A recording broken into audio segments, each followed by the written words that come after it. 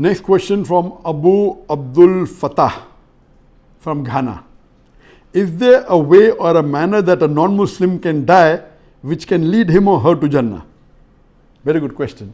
Is there any way that a non-Muslim can do any action that will lead him to go to Jannah?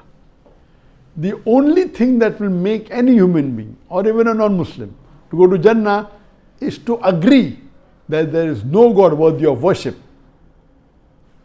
except Allah, and that Prophet Muhammad, peace be upon him, is the messenger of Allah. So before dying, if a non-Muslim agrees and proclaims and bears witness that there is no God worthy of worship except Allah, and Prophet Muhammad is the messenger of Allah, he will become a Muslim. So before dying, if he becomes the Muslim, as long as he doesn't do it in the last moment of death, when the Malakal Maut, when the angel of death has already come to him, and that time if he says, it will not be accepted, like as is mentioned in the Quran, that Pharaoh, when he was about to die, he says, I believe that there is no God but Allah. It's too late.